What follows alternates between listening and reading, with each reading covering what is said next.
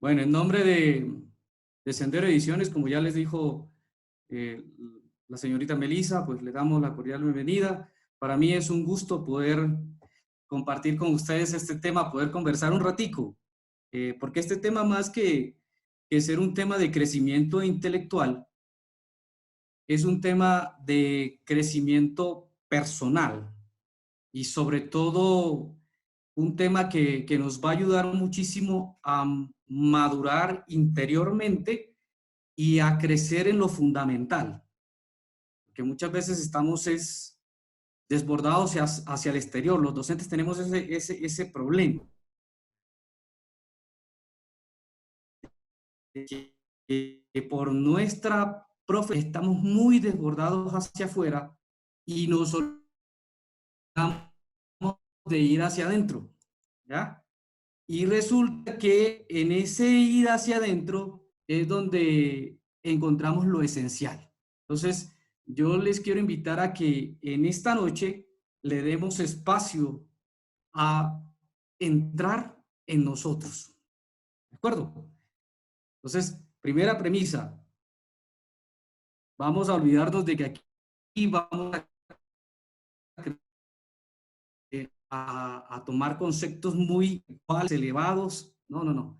Aquí vamos a dejarnos guiar por el dueño de la vida y dejar que él nos vaya mostrando cómo es que podemos entrar dentro de nosotros y entrando dentro de nosotros, sobre todo esta situación que estamos viviendo actualmente, ¿no? Entonces, la temática, la espiritualidad en tiempos de crisis. Oye, hermano, yo cuando estaba pensando en el tema de entrada dije, ¿y ahora dónde me metí? Porque es un tema bien profundo, espiritualidad en tiempos de crisis, pero es un tema que debe partir de una pregunta clave. ¿Qué es espiritualidad? ¿Qué es eso de espiritualidad?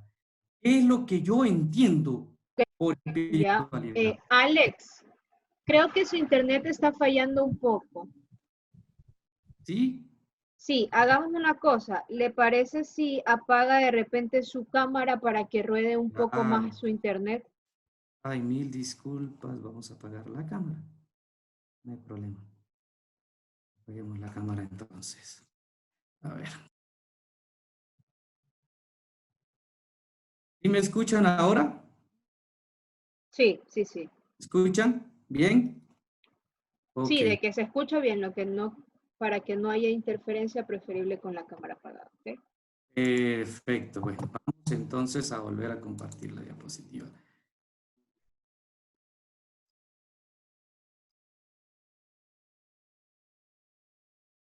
Listo. Les decía que aquí debemos partir de una pregunta. ¿Qué es espiritualidad?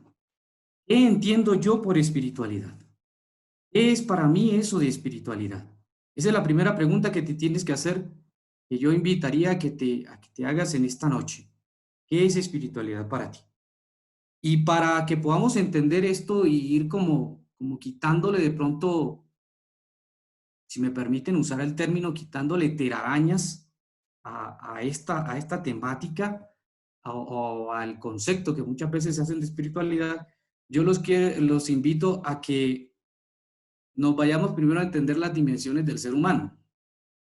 Cuando nosotros definimos a la persona humana, cotidianamente se nos dice que el hombre es un ser bio y por lo tanto, pues bueno, miramos ahí toda nuestra esencia física, lo biológico.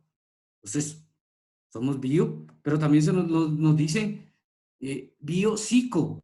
Entonces, miramos ahí todo el pensamiento y toda la forma como el hombre estructura su pensamiento y cómo estructura sus emociones y cómo las expresa, ¿cierto? También se nos dice, el hombre es un ser social. Y tradicionalmente lo hemos definido así. El hombre es biopsicosocio y también dicen por ahí biopsicosocio cultural, dicen algunos por ahí. Nos quedamos con estas tres. Es lo que tradicionalmente nos han vendido y lo que tradicionalmente nosotros hemos comprado en las teorías que nosotros leemos normalmente, siempre en la definición del ser humano, en las definiciones del ser humano, eso es lo que normalmente se piensa. Pero resulta que cuando como seres humanos nos encontramos delante de crisis, o sea, delante de esas situaciones que nos ponen contra la pared, que nos hacen ver precisamente nuestras limitaciones, entonces surge una cuarta, y es que somos espirituales.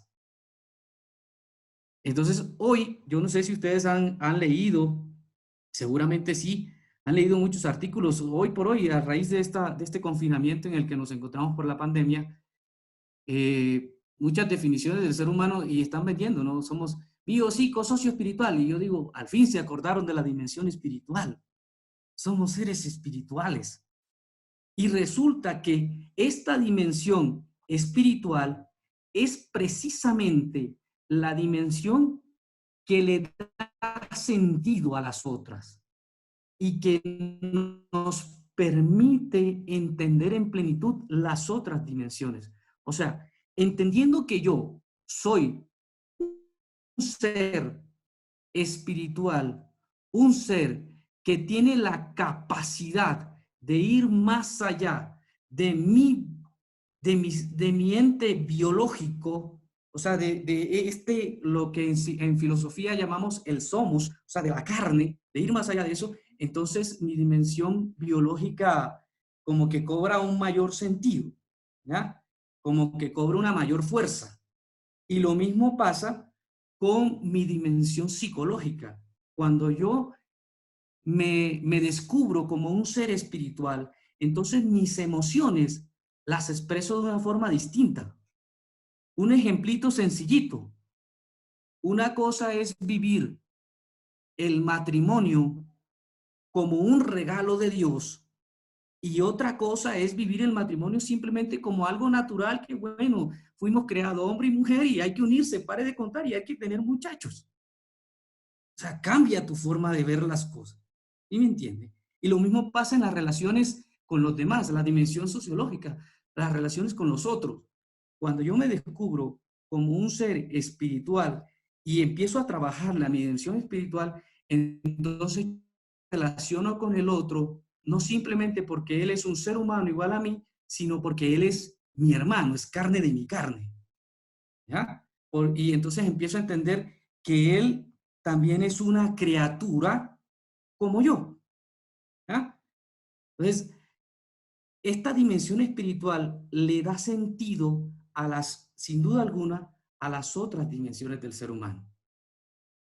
Teniendo claro esta dimensión, entonces ahora sí entremos a responder, oiga, entonces, ¿qué es espiritualidad? Si yo soy un ser bio, psico, socio y además espiritual, ¿qué es espiritualidad? Entremos a responder eso. Y la primera respuesta que yo quisiera compartir con ustedes es una respuesta muy, muy mía y que he sacado a lo largo de todos estos estudios y más que estudios, reflexiones personales, es que la espiritualidad es la experiencia de la relación del ser humano con la trascendencia. Ojo esta palabra, trascendencia.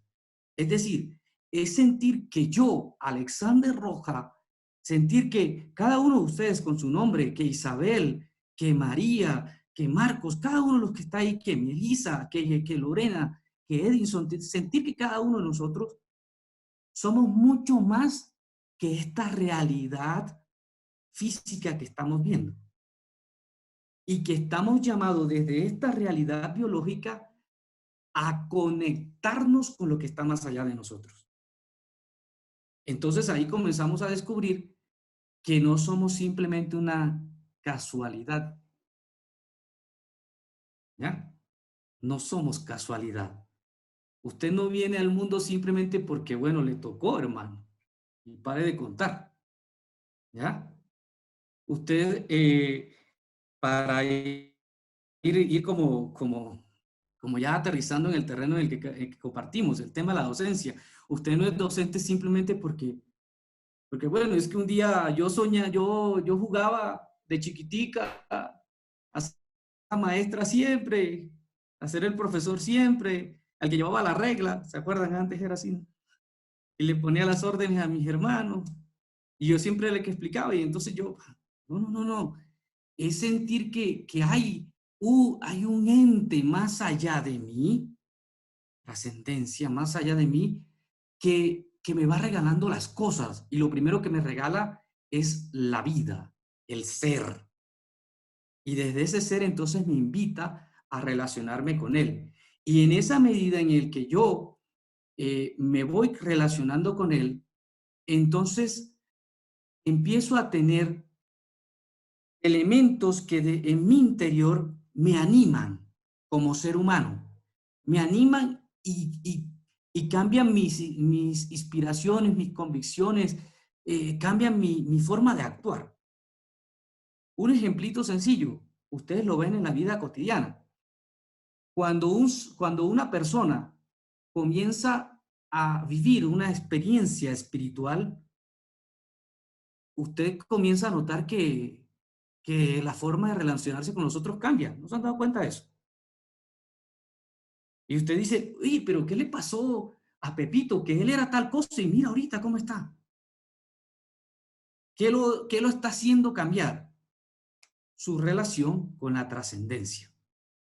Su relación con lo trascendente. Y ojo que no he entrado en el plano religioso, estoy en lo espiritual.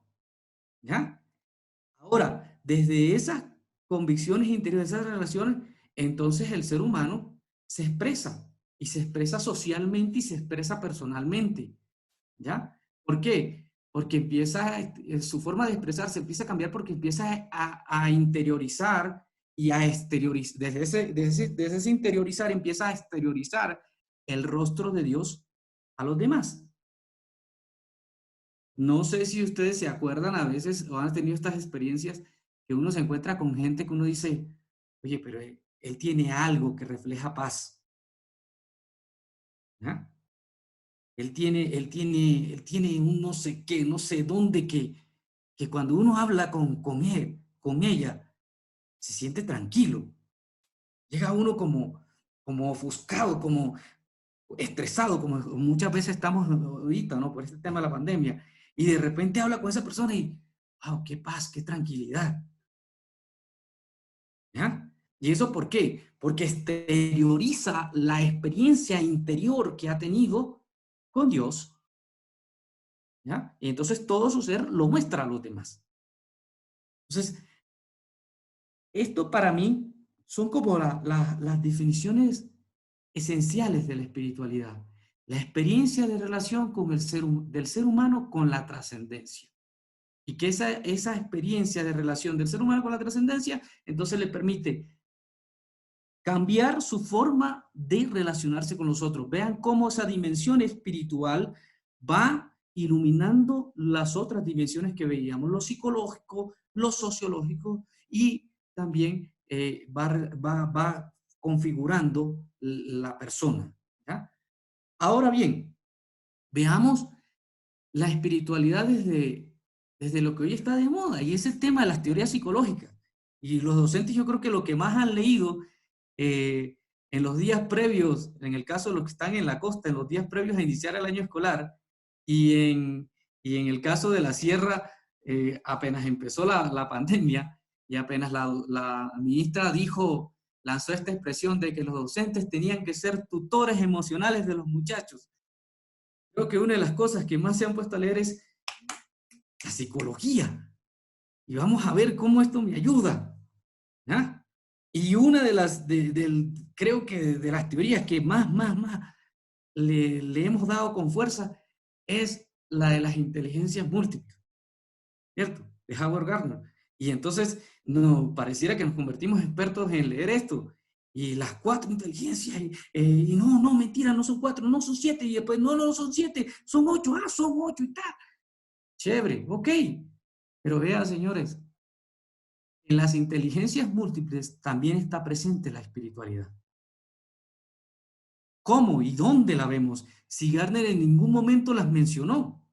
En ningún momento mencionó esta espiritualidad. Si esto es simplemente teoría psicológica, ¿por qué ahora me vienes a decir, Alexander, que aquí está presente eso? Pues sí está. ¿En dónde? Dos inteligencias bien puntuales que él señala, que es la interpersonal y la intrapersonal. ¿Por qué está ahí presente? Porque en la intrapersonal, él dijo que teníamos que trabajar el autoestima, la automotivación, buscar la felicidad de los chicos, la felicidad tanto personal como social. ¿Qué quiere decir? El conocimiento, el autoconocimiento de los muchachos. Intra. ¿Y eso qué es? 100% espiritualidad, porque la espiritualidad es entrar dentro de mí, ¿ya? Para encontrarme con la trascendencia. Miren esa, oh, que la vida, tengo que entrar dentro de mí para encontrarme con la trascendencia. Y entrando dentro de mí, ¿ya? Entonces yo puedo salir a encontrarme con el otro. Por eso dije, en la interpersonal también está la espiritualidad. Porque la espiritualidad es eso, es ese conocerme a mí mismo para tener esa relación con la trascendencia y desde esa relación personal con el dueño de la vida, entonces yo comenzar a relacionarme con los otros.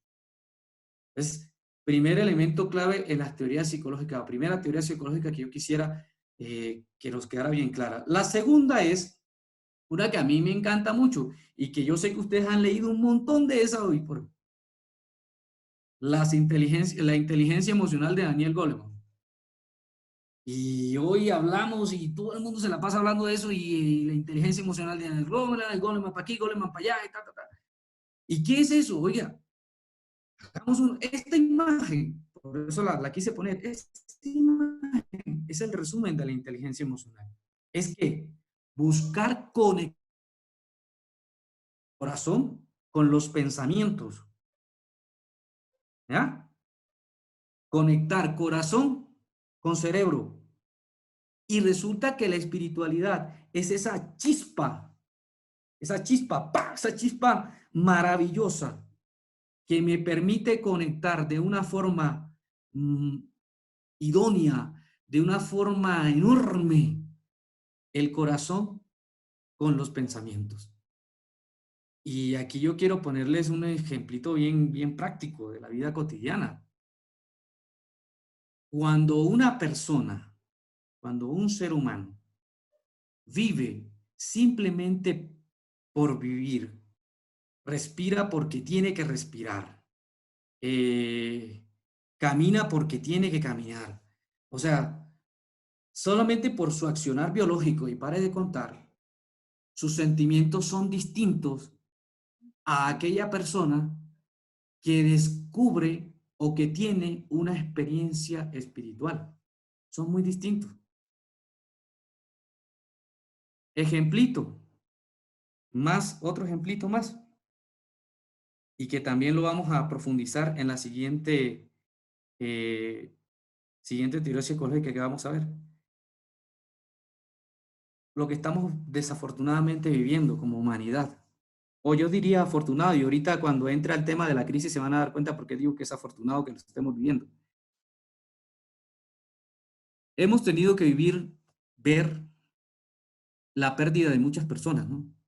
Pérdida biológica, pero también desde el lado cristiano la partida de muchas personas a la casa del cielo. Y ustedes en la costa, los que ya empezaron el año escolar, ahorita en costa, y los que están en sierra terminando el año escolar, a lo mejor de pronto se han encontrado por ahí el caso de uno que otro estudiante que en plena clase les cuenta y le dice, tía, ¿sabe qué? O mi, ¿sabe qué? Profe, listen, le cuento que ayer falleció mi tío. ¿Ah?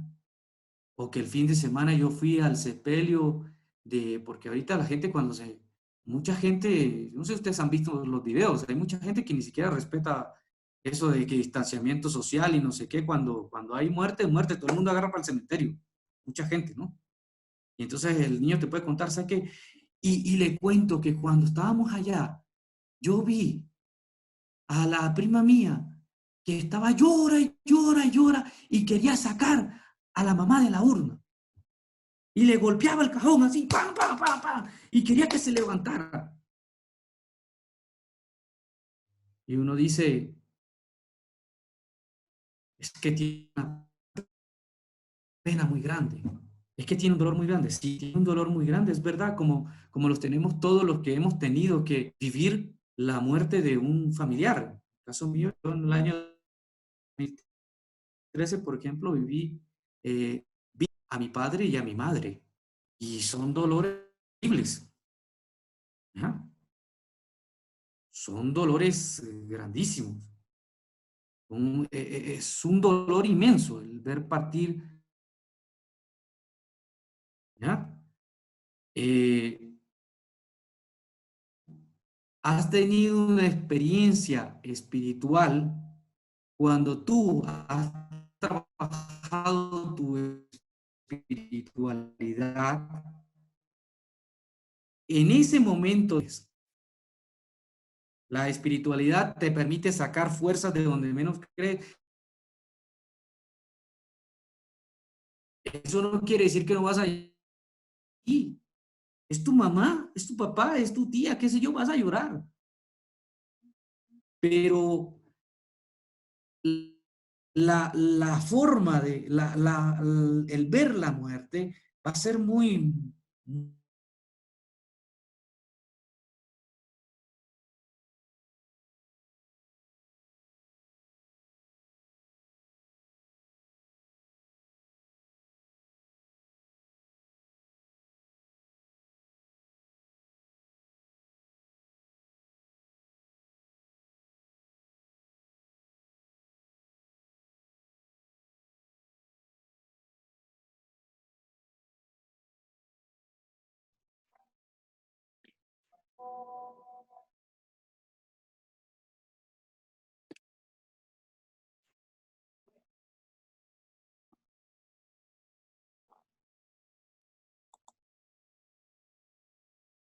Hola, buenas noches.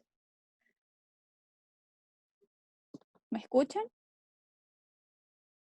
¿Sí? Buenas noches a todos. Creo que estamos Hola. teniendo dificultades. Regresó Alexander. Ay, qué pena con todos. No te preocupes, puedes continuar. Está bastante mal.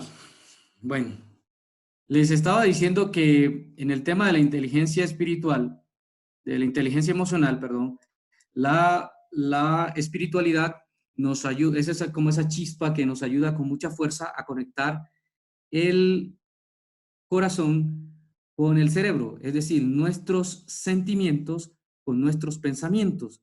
Y les ponía el ejemplo palpable del tema del duelo, ¿no? Cuando uno tiene una experiencia espiritual fuerte, trabaja la espiritualidad con mucha fuerza y la tiene bien equilibrada, pues vive los duelos de una forma distinta a cuando no has trabajado tu dimensión espiritual. ¿Ya? Otra teoría, además de las dos que ya vimos, es la terapia transpersonal. La terapia transpersonal la trabaja una psicóloga americana, Frances Bowen. No sé si ustedes han leído de ella. Las invito, en internet hay bastante material de ella. De hecho, tiene un canal de YouTube bastante bueno. Y ella dice en esta terapia transpersonal que el ser humano puede sanar de cualquier enfermedad equilibrando su espiritualidad.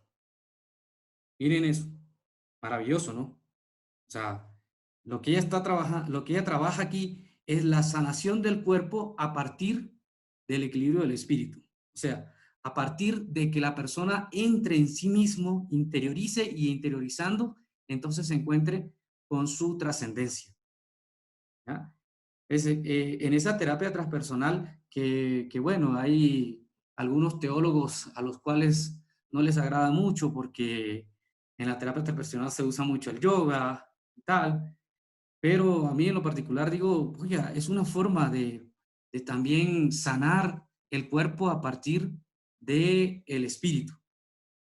Y qué maravilloso, ¿no? Porque de hecho eso es lo que nosotros en cómo es, en estas oraciones de sanación, buscamos, ¿no? Que el Señor Jesús, en el caso de los que somos católicos, que somos cristianos, nos regale su Espíritu Santo para ir sanando el cuerpo. Entonces, aquí también tenemos. Entonces, con eso tenemos estas tres teorías que nos ayudan a ver cómo la espiritualidad también está presente en la parte psicológica. La teoría de las inteligencias múltiples, la teoría de la inteligencia emocional y también la teoría de la terapia transpersonal.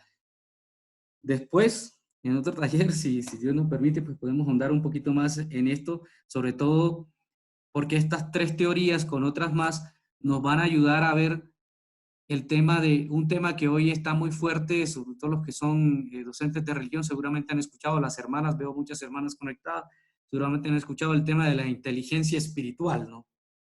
Entonces hoy se habla mucho de inteligencia espiritual y tal, y a veces no se entiende de dónde sale esto de inteligencia espiritual y se piensa que es algo mágico que alguien se inventó y salió así nomás. Y no, y resulta que esto tiene sus orígenes precisamente en teorías psicológicas como esta, ¿no? Como estas que acabo de ver, solo mostré algunas, pero después en otro taller podemos entrar más en esto más adelante. Entonces, tengamos bien claro estos elementos que nos ayudan a entrar en lo siguiente, y es diferenciar la espiritualidad de la religión. Por eso les decía al principio, ojo que no estoy entrando en tema religioso, yo que estoy todavía en el tema espiritual. Y hay una gran diferencia, porque entonces espiritualidad, como ya lo decíamos, es la riqueza de entrar en lo profundo para encontrarme con lo trascendente. Pero entonces, ¿qué es religión? Es la forma como yo expreso esa experiencia de Dios. O sea, yo que me encuentro con la trascendencia, después empiezo a relacionarme con los otros, ¿ya? Y a expresar con los otros esa experiencia de encuentro con la trascendencia. Entonces, una manera va a ser cómo exprese esa relación con la trascendencia el musulmán, otra cosa es cómo la expresa el católico, otra forma es cómo la expresa el islámico, ¿ya? Eso es la religión, es la forma social como yo expreso la experiencia de Dios, pero la espiritualidad es mi experiencia de Dios, ¿ya? Ahora, hay algo que une estas dos realidades que, ojo, no están separadas, la una va con la otra. Son diferentes, pero no es que estén divorciadas. Hay algo que lo une. ¿Qué es lo que lo une? La oración.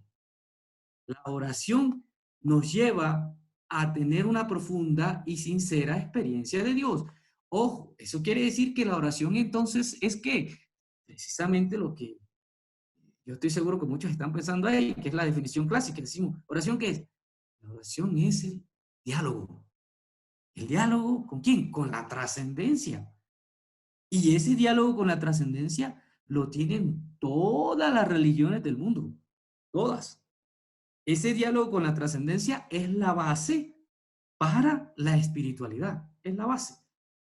De ahí parte mi espiritualidad, de el tener una experiencia de diálogo, el tener una profunda y sincera experiencia de Dios en mi vida. Entonces, tenemos nosotros, docentes, seres humanos, tenemos que cultivar la oración en nuestra vida. Y aquí quiero hacer acotación. Hay gente que a veces dice, pero es que yo no sé orar. Y yo siempre cuando me dicen yo no sé orar, le digo, ¿y acaso usted no sabe hablar? Porque la oración es eso, la oración es dialogar. Otra cosa es que usted para orar use fórmulas, ¿ok? Y que usted para orar use palabras muy elevadas, ¿ok? Y eso es válido, está bien, no hay ningún problema. Pero usted también puede orar desde su sencillez, así como habla con un amigo. Yo tenía un sacerdote amigo que decía, yo siempre hablo con el bacán, y él le llamaba el bacán, y yo en cambio le digo el flaco. Y Dios se pone bravo por eso, yo creo que no, ¿ya? Porque es que esa es mi oración personal con él. Y cuando yo estoy en mi oración personal con él, en ese diálogo directo con él, personal, pues él me conoce tal cual como yo soy y yo trato de conocerlo a él. ¿ya? También está la oración del simplemente silencio. Acuérdese aquella famosa frase, Él me mira y yo lo miro. ¡Qué belleza! Suficiente. Las miradas hablan más que las palabras, ¿ya? Pero invitación de oro que le quiero hacer hoy, querido docente, cultive la oración en su vida, aunque sea un minuto, aunque sea un pequeño espacio diario, pero cultívela y verá cómo su experiencia espiritual, su dimensión espiritual cambia y su forma de ser y su forma de mirar la vida cambia. Ahora bien, en este tratar de trabajar nuestra espiritualidad, de nuestra dimensión espiritual, hay unos peligros y unos errores en los que podemos caer. ¿Ya? Y yo solamente traje dos aquí, los dos que me parecen bien, bien fuertes y desde los cuales pueden salir mucho más. El primero es el subjetivismo arbitrario. ¿Qué es eso? Es que creer que yo me puedo forjar mi propia espiritualidad, ¿ya? Y que esa espiritualidad es muy mía, entonces un egocentrismo ahí, un yoísmo, y no importan los demás. No, mira, si la espiritualidad, ya lo vimos allá cuando estábamos viendo el tema de las dimensiones y la parte psicológica, ¿no? Si la espiritualidad no te lleva, ese encuentro personal con Dios no te lleva a relacionarte con los demás, entonces no tiene sentido, hermano. No tiene sentido. ¿Ya? O sea, si de tu encuentro personal no sales a un encuentro colectivo, estás mal. No tiene sentido. ¿Para qué? ¿Ya? Y nos encontramos a diario con mucha gente así, que dice, es que yo me relaciono con Dios yo solito y ya, no importa los demás.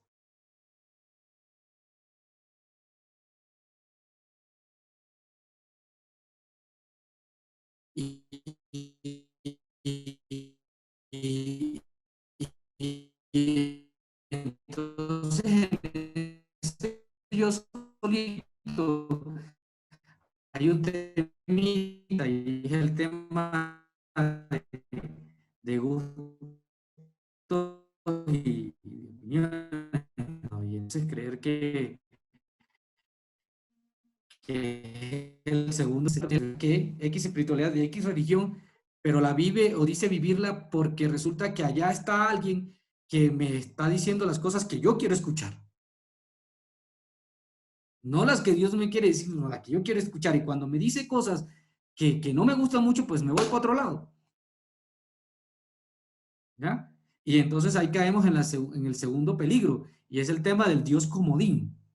Y es creer que Dios se puede acomodar a mis preferencias y que a mí no me interesa que me cuestione. Y aquí yo me acuerdo mucho también de un amigo sacerdote que decía, mira, el problema que tiene la humanidad es que decimos creer en Jesús, pero no le creemos a Jesús. Y decía, ¿cómo es eso? Y después de tanto meditarlo y pensarlo, lo entendí. ¿Qué es eso? Y es que nosotros creemos que Jesús es el Hijo de Dios, nosotros sabemos que Él murió allá en la cruz, sabemos que Él tuvo una mamá que se llamaba María, sabemos que Él tuvo un papá putativo que se llamaba José, sabemos que tuvo unos discípulos. Bien, eso lo sabemos, creemos eso, chévere, dejó una Biblia, chévere, pero creerle a ese Jesús, o sea, creer lo que Él dijo, ahí pataleamos. Por ejemplo, él dijo, si te pega en una mejilla, pon la otra. Ajá, anda, pegame para que vea lo que te va a pasar. Es lo primero que decimos nosotros como humanos. Él dijo también, ama a tu enemigo. Y nosotros qué decimos, no señor, que ama a tu enemigo ni que nada. ¿Ya? Dios comodín, un Dios que baila y salta al ritmo de nosotros y que lo encajamos en donde nosotros creemos y queremos. Entonces, yo ahorita necesito un Dios salvador, venga para acá. Mañana necesito es un Dios que me aplauda, venga para acá.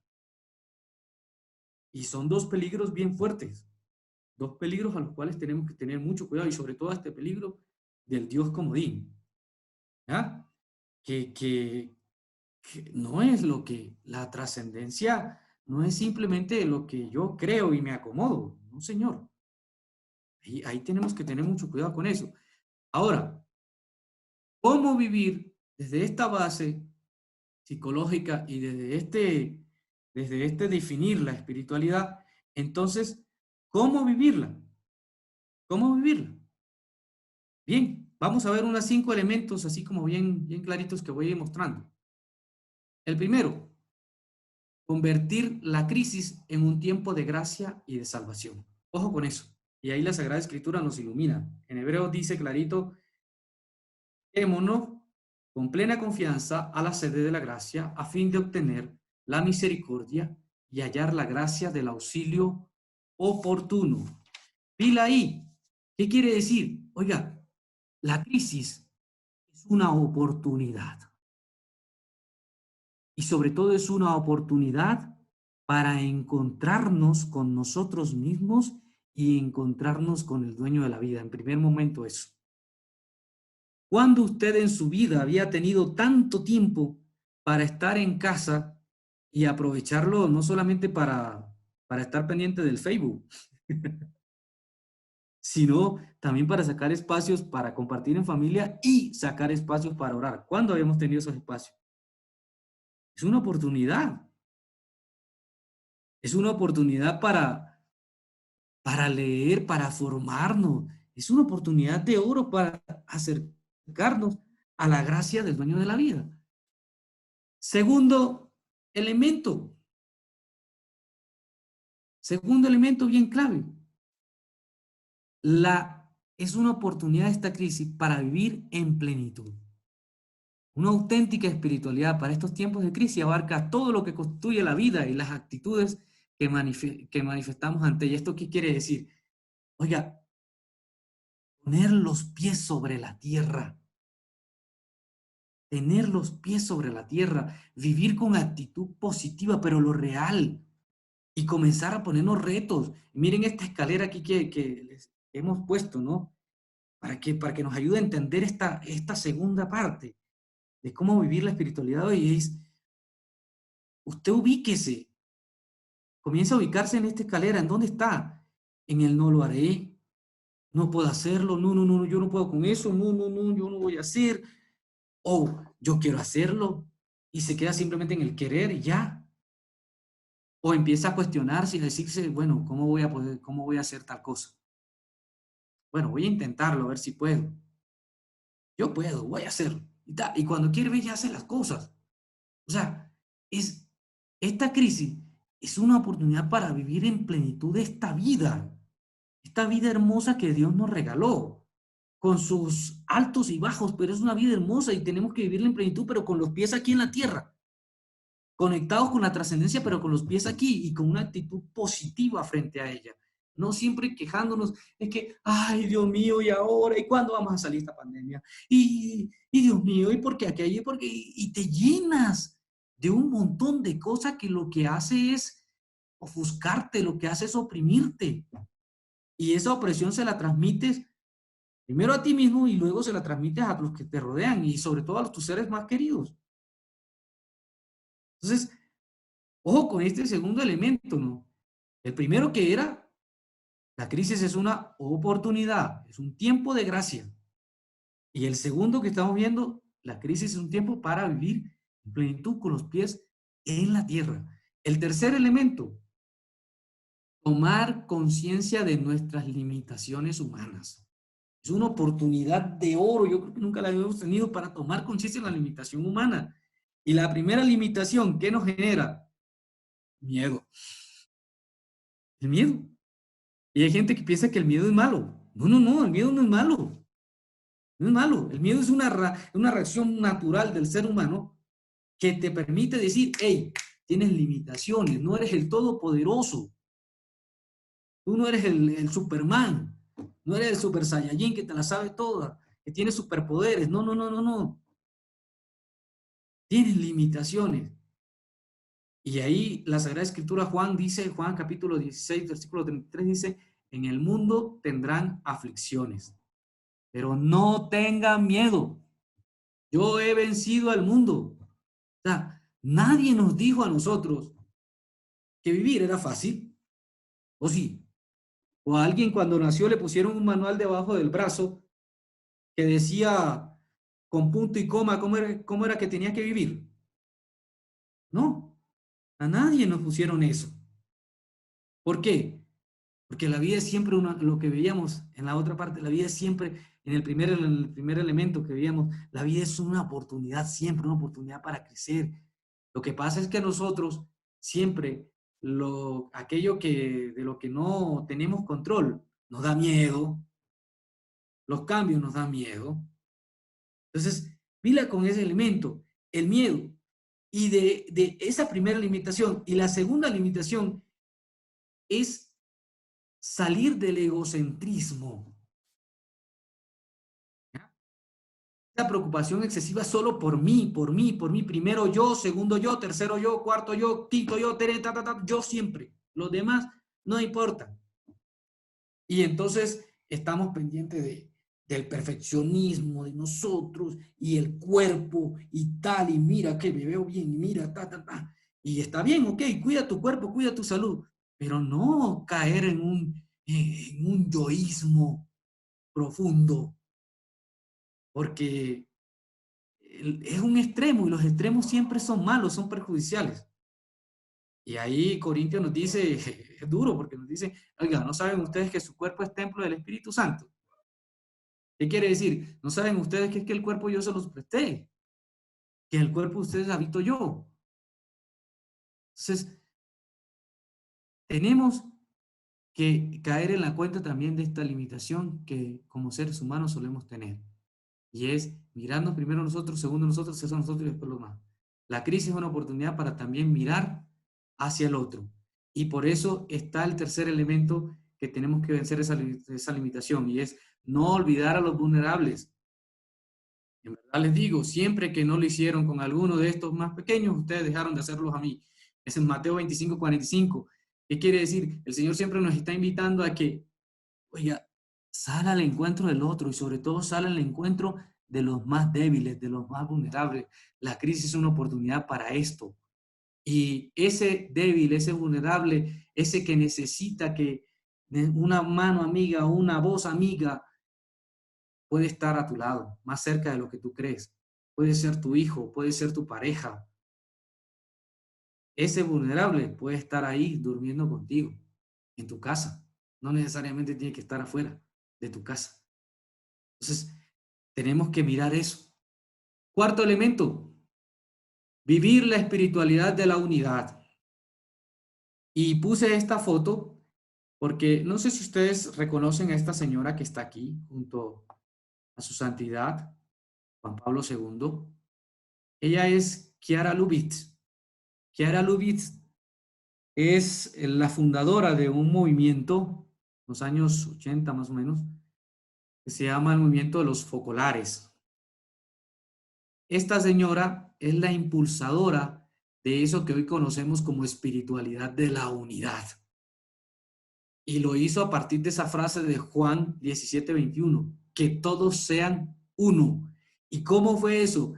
Cultivar, o ¿cómo es eso? Es cultivar el encuentro con el otro, pero un encuentro que tiene que ser sobre la base del respeto, empezando sobre la base del respeto de sus creencias.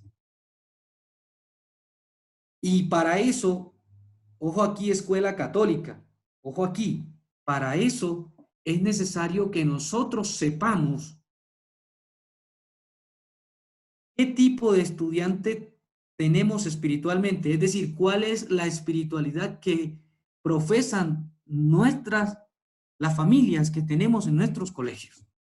Es necesario vivir eso, porque una cosa es dialogar, tener un diálogo interreligioso, y otra cosa es tener un diálogo ecuménico. Son dos cosas distintas.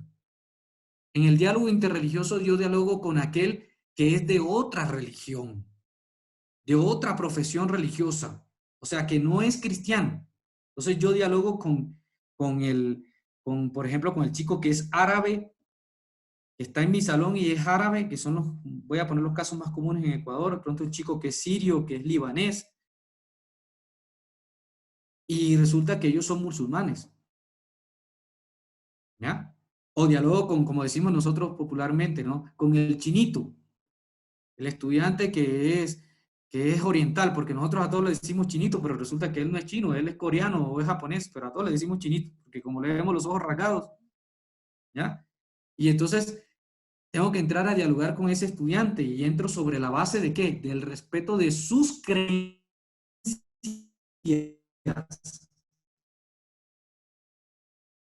de entender que él no cree en Cristo como yo, él no cree en eso, que él cree, por ejemplo, si ahí que estoy teniendo un diálogo interreligioso y que debo tenerlo sobre la base del respeto. Ahora, otra cosa es el diálogo ecuménico, que es lo que comúnmente nosotros vamos a tener aquí en lo que más se ve en América Latina y particularmente en el Ecuador. ¿Por qué? Porque resulta que este diálogo es entre los que, ojo, creemos lo mismo. ¿Qué es? Creemos en Jesús. Somos cristianos, pero tenemos nuestras diferencias internas. Entonces ahí está el diálogo con el evangélico, con el testigo de Jehová, con el pentecostal, con el adventista, que todos son cristianos, todos saben que Jesús es el Salvador, es el Hijo de Dios, igual que yo católico, pero que tenemos unas pequeñas diferencias entre nosotros, qué sé yo, que si los santos, que si la Virgen, no sé qué. Pero ahí es un diálogo ecuménico porque hay una cosa en común que tenemos. Y esa cosa en común, o ese alguien, perdón mi señor por decirte cosas, ese alguien en común se llama Jesús de Nazaret. Y particularmente Jesús de Nazaret desde la Sagrada Escritura. Entonces ahí voy a tener un diálogo, un encuentro ecuménico, completamente distinto. Si ustedes quieren crecer en esto del diálogo ecuménico e interreligioso, yo los invito a que también busquen la página de los focolares, se llaman así, Movimiento de los Focolares. Y ahí van a encontrar muchísimo material sobre cómo dialogar de forma interreligiosa y cómo dialogar de forma ecuménica, que nos va a ayudar bastante en la escuela y nos va a evitar muchísimos dolores de cabeza. El quinto elemento es el vivir y enseñar la regla de oro. Y esta regla de oro, de hecho, nace o es impulsada con mucha fuerza en la Iglesia Católica, precisamente por el movimiento de los populares, por la Chiara Lubich. Yo la llamo la santa de los años 80. Algún día el Vaticano la va a declarar beata. Chiara Lubich trabajó con mucha fuerza esta regla de oro. ¿Qué es esto? En este texto, amarás al Señor tu Dios con todo tu corazón, con toda tu alma y con toda tu mente. Y amarás a tu prójimo como a ti mismo. Clave ahí, amar al prójimo como a ti mismo. Esta se llama la regla de oro porque resulta que esa regla está en varias religiones. Está presente en los escritos de muchas religiones. No solamente en los cristianos, sino en varias religiones está esta regla de oro, pero está en algunas de una forma distinta, ¿no? Por ejemplo, uno le llama la regla de oro, es no hagas a otro lo que no quieres que te hagan a ti. Bien, es lo mismo. Es ama al otro como te amas a ti mismo. Y en esa medida, entonces puedes vivir tu espiritualidad, o sea, tu conexión con la trascendencia, o sea, vivir la experiencia de Dios. Entonces, bien clarito, estos 5 elementos bien claves para vivir la espiritualidad de hoy. 1, la crisis es una oportunidad, una gracia. 2, vivir en plenitud con los pies en la tierra. 3, ser consciente de mis limitaciones como son el miedo, el salir del egocentrismo y el ir al encuentro al otro. 4, la espiritualidad como momento de unidad, espiritualidad de la unidad, por lo tanto el diálogo con el otro. Y 5, el vivir la regla de oro, ¿ya? Que no es más que haz con el otro lo que quieras que haga contigo. Y ojo aquí, que eso es un efecto boomerang, ¿no? Las cosas se van y vuelven. Si tú actúas mal con el otro, pues no esperes que el otro va a actuar bien contigo, a menos que el otro empiece a experimentar realmente una experiencia de espiritualidad profunda y que le permita equilibrar eso. Ahora, con estos elementos podemos ir tratando de comprender la crisis. Y es comprender que la crisis, ojo aquí, en la definición de crisis, es ruptura, es verdad, es apertura, es peligro, pero también, ojo, la crisis es oportunidad, y ahí vuelve otra vez el tema de la oportunidad que veíamos en el primer elemento. La crisis como tiempo de gracia es oportunidad clave, ¿ya? Y aquí quiero poner un ejemplito. Cuando uno tiene una planta sembrada en una maceta, ¿verdad? Y la planta necesita espacio, ¿qué hace la raíz? Empieza a ir cuarteando la maceta y la cortea de tal manera que, ¡pum!, la revienta, la parte, ¿ya? ¿Esto qué quiere decir? Que la humanidad, la naturaleza humana, de por sí necesita las crisis, porque las crisis son oportunidades para cambio.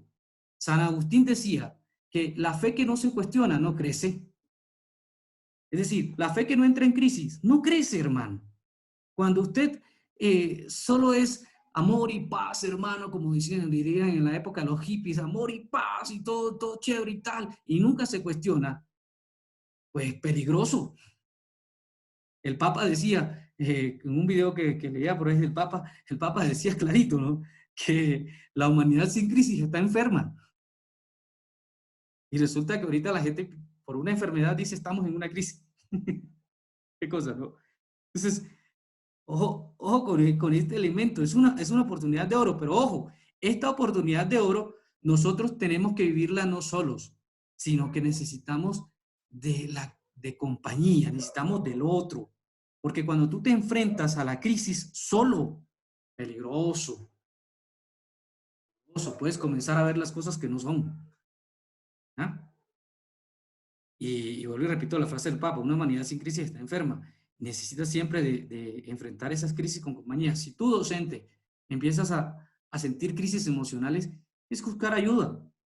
Una ayuda espiritual, qué sé yo, en el sacerdote, en la religiosa de tu colegio, o una ayuda psicológica en el departamento de orientación psicológica del colegio. Pero tienes que buscar ayuda, no te puedes quedar solo. Porque entonces la crisis te va a comenzar a oprimir y vas a comenzar a sentir que tu pecho te arde y que ya no puedes más, ¿ya? Y tenemos que tener muchísimo cuidado con esto. Y aquí voy cerrando con esto, voy terminando con esto. Un recordatorio para ustedes docentes, lo que a lo mejor saben, que estoy seguro que saben mucho de esto, y he escuchado la frase de Pitágoras: educar no es dar carrera para vivir, sino templar el arma para las dificultades de la vida. Pila con esto. No estamos llamados, y Mafalda, después Kino y Mafalda nos lo va a decir, no estamos llamados simplemente a enseñar, estamos llamados a educar. Educar es más difícil que enseñar, porque para enseñar usted precisa saber, pero para educar se precisa ser. Es decir, nuestra esencia de docente está en primero ser, no en saber, sino en el ser. Está muy bien que sepas, ok, y que te hayas leído muchísimos libros, chévere, pero qué bueno que eso que sabes, eso que has leído, te ayude a mejorar como ser humano. Si no te ayuda a mejorar como ser humano, entonces está mal, estás grave. Y ojo que la esencia del ser docente está en el ser guía para los demás. ¿Y cómo vamos a guiar a los demás a equilibrar su ser si nosotros primero no tenemos equilibrado el nuestro? Entonces, un cuestionamiento grande que nos tenemos que hacer. Y el Papa ahí nos ayuda un poco y dice, educar es enseñar a buscar el sentido de las cosas. Y pilas ahí con esa frase, porque yo creo que esa frase hoy está más viva que nunca. Porque los chicos quieren entender por qué están pasando las cosas, por qué está pasando esta pandemia, por qué se está muriendo la gente, qué pasa, ¿ya? Y puede que nosotros de pronto no tendremos respuesta inmediata para eso, pero si al menos le damos al chico la oportunidad de primero ser escuchado, porque esta frase aquí en el centro, en el núcleo de esta frase del Papa, está el elemento de que educar es escuchar. Entonces, si nosotros le damos a los chicos el espacio para ser escuchados, ellos van a comenzar a ir poco a poco primero van a hacer catarsis, van a sacar de adentro lo que les está pesando, eso, catarsis, primero eso. Y segundo, sacando eso, entonces empiezan a tener luces, claridades. ¿Ya? Y ojo, esa tarea no es fácil para nada. Pero ahí el Señor, en un texto que poco se lee la verdad, porque es un libro chiquitico, está en el Antiguo Testamento, muy poco los leemos, el libro del profeta Ageo. El profeta Ageo dice, no se desanimen, pónganse a trabajar, yo estaré con ustedes, tengan ánimo. Este texto es maravilloso, es bellísimo, a mí me encanta, porque aquí el dueño de la vida nos dice, hey, yo sé que tu trabajo es difícil, yo sé que lo que vas a hacer pesa, yo lo sé, tranquilo, pero cálmate, no te desesperes, ten ánimo, yo te acompaño. De alguna manera, esto también, parafraseando a Jesús, lo que Jesús dice, ¿no? Cuando le dice a los apóstoles, yo estaré con ustedes todos los días. Cuando los apóstoles estaban todos desesperados, ¿y cómo te vas a ir? Y ahora, y nosotros, y tal. No se preocupen, yo estaré con ustedes todos los días hasta el fin del mundo. De alguna manera, Jesús parafrasea este texto de acá, ¿no? No se desanimen. Docentes, no te desanimes. Ponte a trabajar y el Señor, el dueño de la vida, con ese que te tienes que encontrar en la oración para trabajarle a tu dimensión espiritual, ese Jesús, ese dueño de la vida, te acompaña. Quiero terminar esta intervención dejándoles esta pregunta de meditación. ¿Qué podemos aprender por el hecho de ser parte de la humanidad en este momento de nuestra historia? Esa pregunta te la dejo para que la reflexiones, la pienses, la analices.